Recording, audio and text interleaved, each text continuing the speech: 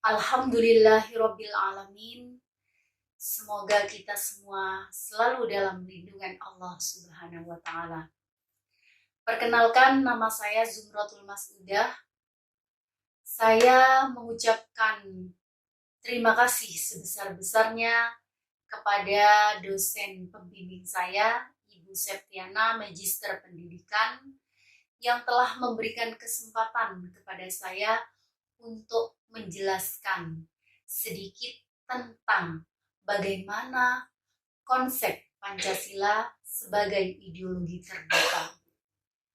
Kawan-kawan, sebagaimana yang telah kita ketahui bersama, bahwa ideologi kita sebagai bangsa Indonesia adalah Pancasila. Nah, Pancasila ini yang menjadi pedoman hidup kita, yang menjadi dasar kehidupan bangsa Indonesia, yang tertuang di dalam 5 dasar Pancasila. Yang pertama, ketuhanan yang Maha Esa. Kedua, kemanusiaan yang adil dan beradab. Yang ketiga, persatuan Indonesia. Yang keempat, kerakyatan yang dipimpin oleh hikmat kebijaksanaan dalam permusyawaratan perwakilan. Nah, 5 dasar Pancasila itu tadilah yang menjadi pedoman hidup kita sebagai bangsa Indonesia. Kawan-kawan, perlu kita ketahui bersama bahwa Pancasila adalah ideologi kita sebagai bangsa Indonesia itu dapat mengikuti perkembangan yang terjadi pada negara lain yang memiliki ideologi yang berbeda dengan kita dari berbagai aspek kehidupan bermasyarakat dengan nilai-nilai tertentu. Apa saja nilai-nilai tersebut? Yang pertama, nilai dasar yang merupakan representasi nilai dan norma dalam masyarakat, bangsa, dan negara Indonesia. Yang kedua, nilai instrumental. Apa itu nilai instrumental dalam hal ini? Yaitu merupakan pendukung utama nilai dasar kita.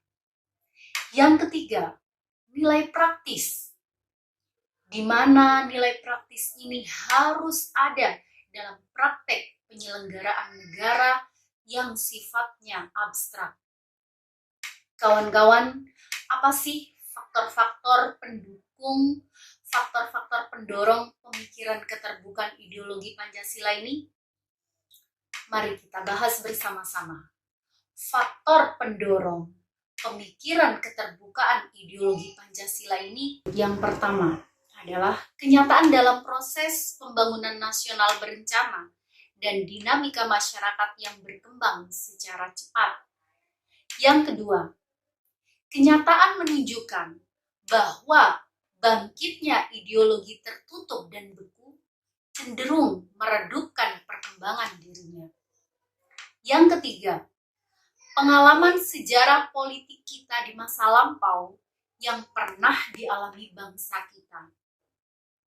Yang keempat, tekad untuk memperkokoh kesadaran akan nilai-nilai dasar Pancasila yang bersifat abadi sebagai asas dalam hidup bermasyarakat, berbangsa, dan bernegara. Kemudian kawan-kawan, apa saja sih batas-batas keterbukaan ideologi Pancasila yang tidak boleh dilanggar oleh kita sebagai bangsa negara Indonesia? Tentunya yang pertama adalah stabilitas nasional yang dinamis. Yang kedua, larangan terhadap ideologi Marxisme, Leninisme, dan komunisme.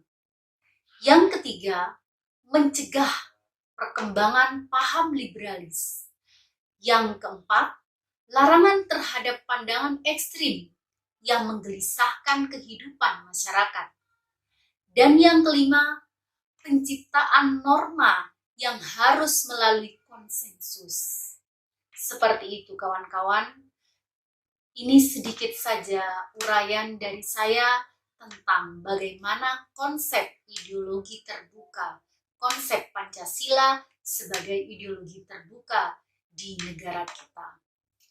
Perlu kawan-kawan ketahui bersama, jika kita sebagai bangsa Indonesia tetap berpegang teguh kepada ideologi negara kita, yaitu ideologi Pancasila, dalam 5 sila yang ada, maka insya Allah negara kita akan makmur, maju, dan berkembang serta bersaing dengan negara-negara lain di dunia.